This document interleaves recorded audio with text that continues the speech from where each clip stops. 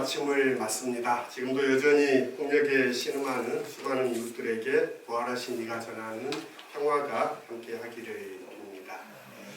그리스도 예수의 부활은 죽음이 끝이 아니라는 사실을 우리에게 알려줍니다.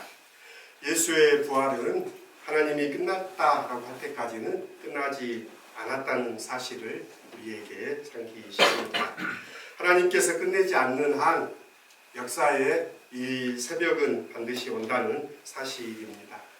불의한 자들의 전성시대를 사는 것 같은 오늘에도 주님은 우리를 구원하십니다. 이 주님의 부활 기뻐하는 모든 이들에게 주님의 은총이 함께하기를 빕니다. 부활절 초가 이렇게 타오르고 있습니다. 우리가 이 한 공간에서 이 촛불에서 나오는 빛을 지금 이렇게 바로 보고 있는 것이지요. 우주를 연구하는 천체 물리학자들의 이야기를 들으면 참 신비스럽습니다. 이 넓은 우주 공간에 수많은 별들을 우리가 관찰하고 보는데요. 어떤 별들은 몇억 년 전에 그곳에서 이렇게 왔던 빛을 보고 있는 것이다라는 이야기를 들을 때마다 참 우리의 이해를 넘어선다라는 생각을 합니다. 오늘을 사는 우리가 1억 년 전의 빛을 본다는 건 어떤 의미인가라는 생각도 하게 합니다. 그 생각을 하면서 우리가 부활하신 주님을 대하고 바라본다는 것은 어떤 의미인가라는 생각도 하게 됩니다. 우리가 오늘 그 부활의 주님을 대하는 우리의 삶이 될 수 있기를 소원합니다.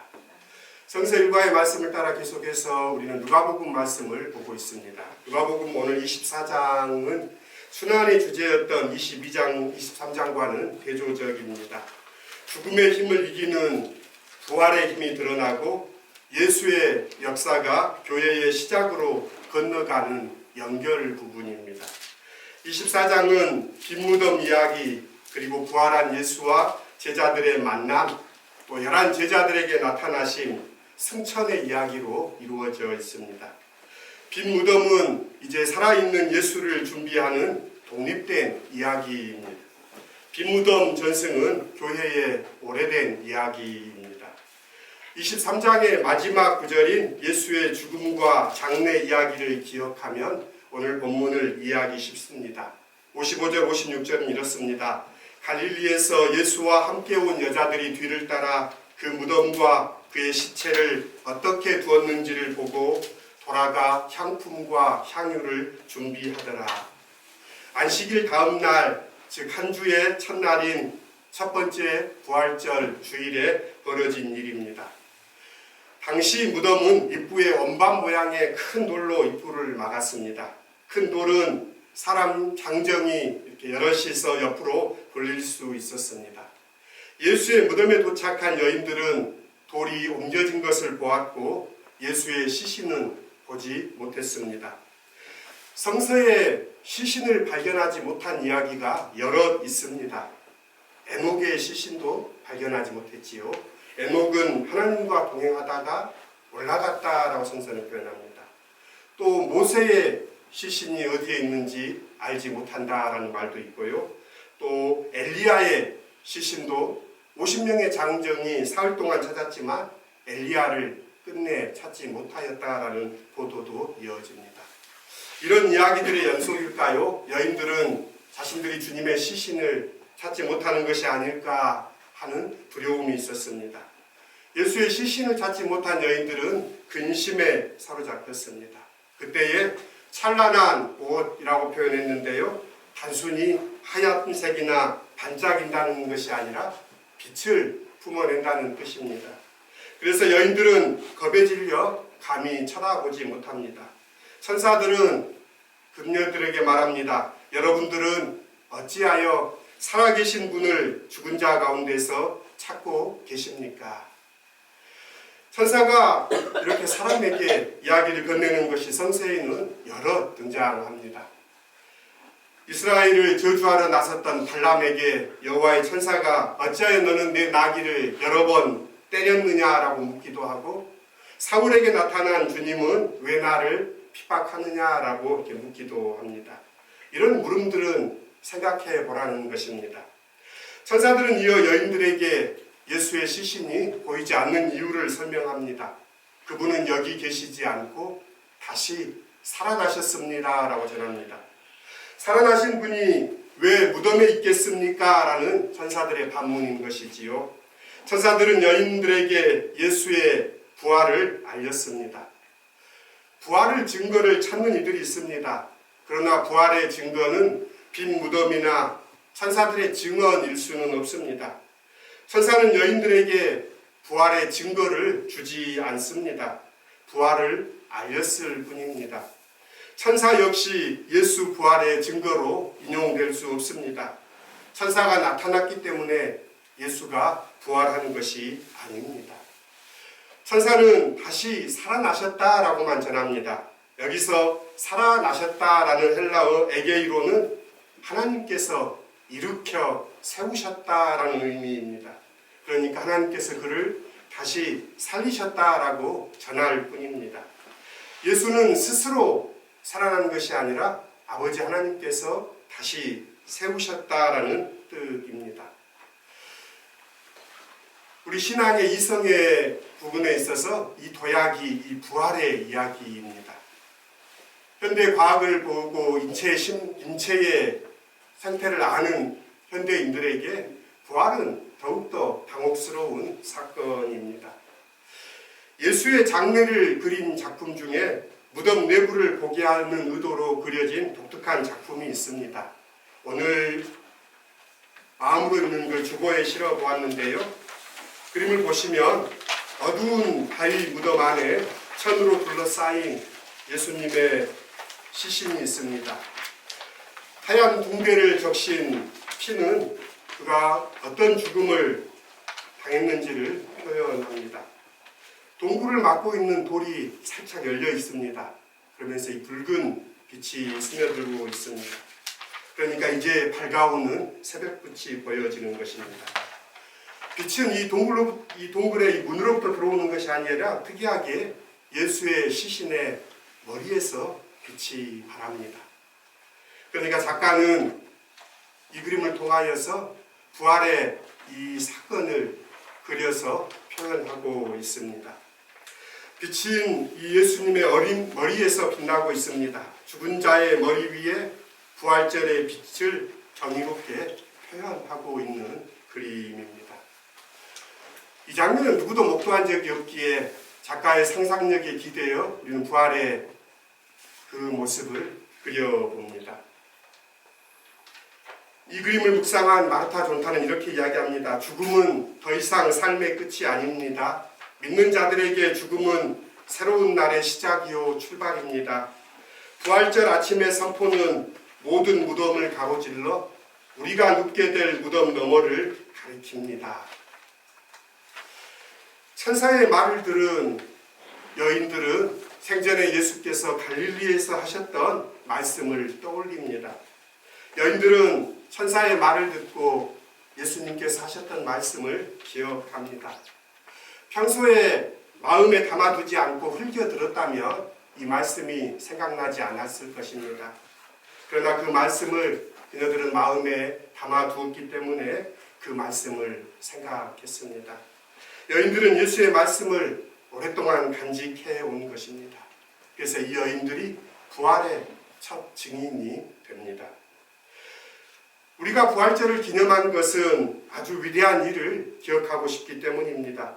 죽음을 이긴 생명, 사람들을 비치는 빛이신 예수의 이 부활, 하나님이 하신 일을 기억하기 위함입니다. 죽음을 이기는 생명, 죽음을 삼키는 생명에 대하여 사도 신약성서의 많은 증인들은 여러 증언들을 우리에게 들려줍니다. 디모데후서는 이렇게 말합니다. 예수 그리스도께서 죽음을 패하시고 복음으로 생명과 썩지 않음을 밝히 보이셨습니다. 또한 요한복음에 예수님은 이렇게 말합니다. 나의 말을 듣고 또 나 보내신 이를 믿는 사람은 죽음에서 생명으로 옮겨갔습니다. 요한 1서에서 요한은 말합니다. 우리가 사망에서 생명으로 옮겨졌음을 우리는 압니다. 바울 사도도 죄의 삭은 죽음입니다. 그러나 하나님의 선물은 우리 주 예수 그리스도 안에 있는 영원한 생명입니다. 이것이 바로 부활절에 예수 그리스도에게 일어난 일입니다. 오늘 주보의 설교의 제목 한번 읽어볼까요? 죽은 자가 산 자를 구한다. 누구의 말인지 잘 아시죠? 한강 작가의 2024년 노벨상 수상 강연에서 빛과 실이라는 강연에서 그녀가 했던 이야기입니다. 12월 7일 스웨덴 할리몬에서 노벨상 수상 기념 연설을 했습니다. 돌이켜보면 바로 얼마 전인 12월 3일 비상계엄이 있었고 12월 7일 대통령 탄핵 소추안이 국회에서 불성립됐던 날입니다. 그날 스웨덴 할리몬에서 우리는 이 한강 작가의 이 수상 강연을 들으면서 애타던 마음에 얼마나 위로를 받았는지 모릅니다. 빛과 실이라는 강의에서 그녀는 과거가 현재를 돕고 죽은 자가 산 자를 구한다는 메시지를 전했습니다. 그 메시지는 많은 사람들에게 울림을 줬나 봅니다. 자주 인용되지요. 그 메시지의 시작은 이렇습니다. 20대 중반에 그녀는 자신의 일기장을 늘 바꿀 때마다 일기장의 맨 앞에 이렇게 적었다고 합니다. 현재가 과거를 도와줄 수 있을까? 산 자가 죽은 자를 구할 수 있을까라는 문장입니다. 그는 자신의 기억을 더듬습니다. 1980년 1월 가족과 함께 광주를 떠나 4개월이 채 지나지 않아서 학살이 그곳에서 벌어집니다. 그때 그녀 나이가 9살이었습니다. 그리고 나서 3년 정도가 지나서 그녀가 12살 되던 해에 그녀는 경험을 이야기합니다. 서가에 거꾸로 꽂힌 광주 사진첩을 우연히 어른들 몰래 보게 되었습니다. 그녀에게는 12살 된 이 아이에게는 참 충격이었습니다. 쿠데타를 일으킨 신군부에 저항하다 곤봉과 총검, 총격에 살해된 시민들과 학생들의 사진이 실려있던 사진첩입니다. 어렸던 그녀는 그 사진들의 정치적인 의미를 이해할 수 없었지만 훼손된 얼굴들을 보면서 인간에 대한 근원적인 의문이 생겨났습니다. 인간은 인간에게 어떻게 이런 행동을 할 수 있는가라는 질문입니다. 동시에 그런 의문도 일어났답니다. 같은 책에 실려있던 총상자들에게 헌혈하려고 길게 줄 서 있는 사람들의 사진들을 보면서 양립할 수 없는 이 두 질문이 충돌하는 풀 수 없는 수수께끼가 자신에게 되었답니다. 이게 12살 때 이야기입니다. 작가는 또 이렇게 고백합니다. 자신은 오래전에 이미 인간에 대한 근원적인 신뢰를 잃었습니다. 그런데 어떻게 세계를 깨안을 수 있을까요? 이 수수께끼를 푸는 것이 그녀의 글쓰기의 이유였답니다. 2012년 처음 광주에 대한 글을 쓰려고 할 때 1년 가까이 쓸 소설을 위한 자료를 모으고 또 이 자료집들을 읽었습니다. 900명의 증언을 모은 책을 구해 약 한 달에 걸쳐 매일 9시간씩 읽어 완독했답니다. 그리고 나서 또 이후에 국가폭력이후의 다른 사례들을 다룬 자료들을 장소와 시간대를 넓혀 인간들이 전 세계에 걸쳐 긴 역사에 걸쳐 반복해온 학살에 관한 자료들도 읽었습니다. 그렇게 자료 작업을 하려던 시기에 떠오르곤 했던 두 개의 질문이 자신의 일기에 적었던 문장입니다. 현재가 과거를 도울 수 있을까? 산 자가 죽은 자를 구할 수 있을까? 자료를 읽으면 읽을수록 그녀는 이 질문이 불가능하다는 사실을 알았답니다. 인간 속의 가장 어두운 부분들을 계속 접하면서 오래전에 금이 갔다고 생각했던 인간성에 대한 믿음이 마저 깨어지는 그런 부서지는 경험을 하면서 글쓰기를 거의 포기하기에 이르렀습니다. 그러다 한 야학 교사의 일기를 읽으며 그녀에게 번뜩 하는 깨달음이 옵니다. 80년 5월 당시 광주에서 군인들이 잠시 물러간 뒤 열흘 동안 이루어졌던 시민자치공동체에 참여했던 또 군인이 되돌아오기로 예고된 새벽까지 도청역 YWCA 건물에 남아있었던 박용준 청년의 일기입니다. 수줍고 또 조용한 성격의 사람이었던 그는 일기에 이렇게 적었습니다. 하나님, 왜 저에게 양심이 있어 이렇게 저를 찌르고 아프게 하는 것입니까? 저는 살고 싶습니다. 이 문장을 읽는 순간 그녀는 벼락같이 알게 되었답니다. 이 두 개의 질문을 거꾸로 뒤집어야 한다는 것을. 현재가 과거를 돕는 것이 아니라 과거가 현재를 돕는다는 것을, 산자가 죽은 자를 구하는 것이 아니라 죽은 자가 산자를 구한다는 것을 깨닫습니다. 인간은 참혹과 존엄 사이에서 두 벼랑 사이를 잇는 불가능한 허공의 길을 건너려면 이런 죽은 자들의 도움이 필요하다는 것을 그녀는 깨닫습니다. 저는 이 작가가 깨달은 그 명제가 그리스도교 신앙의 요체라고 생각합니다. 우리 주 예수 그리스도는 죽임을 당하셨습니다. 그가 죽은 자였기에 살아남아있는 자들을 구할 수 있습니다.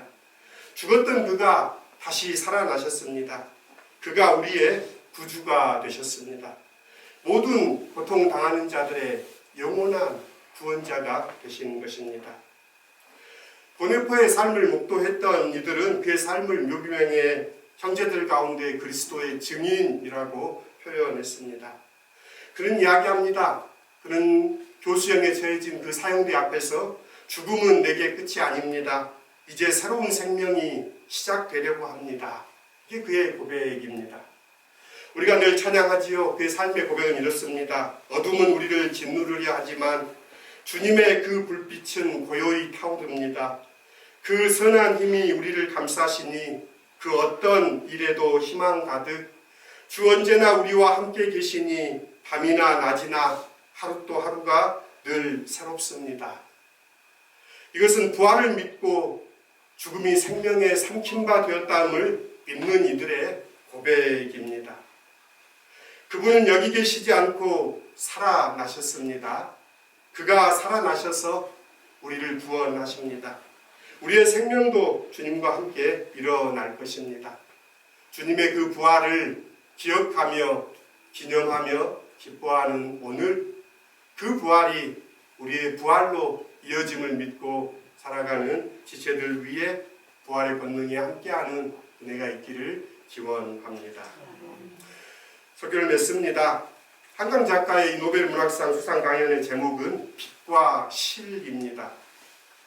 실은 그녀에게는 언어입니다. 자신이 쓰는 소설들, 자신이 쓰는 이 글이 사람과 사람들 사이를 잇는 실이 되어 함께 고통에 아파하고 함께 희망에 연대하는 세상을 그녀는 내다봅니다. 또 그녀에게 빛은 생명입니다. 생명의 빛. 우리는 이 빛을 생명의 빛이신 예수 그리스도께 돌립니다. 주님의 빛이 우리를 비춥니다. 그 빛 안에 하나님의 섭리, 성령의 교통 안에 우리는 연결되어 함께 오늘 이 세대를 살아갑니다. 부활의 빛이 우리를 비치고 있습니다. 그리고 우리는 하나님의 섭리 안에 연결되어 있습니다. 죽은 자가 산 자를 구한다. 죽었다가 살아나신 이인 예수 그리스도 영원한 구주가 되셔서 우리를 살리시고 우리를 생명의 길로 이끌어 가십니다. 그 부활의 빛을 기뻐하는 우리 모두에게 주님의 평화가 함께하기를 기원합니다. 함께 구시 말씀 생각하시면서 기도하겠습니다. 하나님 감사합니다. 빈 무덤이 부활의 증거일 수는 없습니다. 그러나 부활이 무덤에서 시작되었다는 사실은 너무나 분명합니다. 예수께서는 죽으셨습니다. 모욕과 조롱 속에 잔혹한 폭력의 죽임을 당하셨습니다. 그러나 그 주님이 다시 살아나셨습니다. 아버지 하나님께서 그를 다시 일으키셨습니다. 인간성에 대한 신뢰가 무너지고 역사의 어둠에 회의감에 깊이 잠길 때 다시금 끝난 게 아니라는 근원적인 믿음을 갖게 하옵소서. 그 부활의 빛 앞에 선 우리들, 제자들에게 스며들었던 부활의 생명이 오늘 우리들에게 부어지게 하옵소서. 그리하여 어둠을 이기는 빛, 생명은 죽음을 이긴다는 그 믿음 안에 이 부활의 전령, 평화의 전령으로 살게 하옵소서.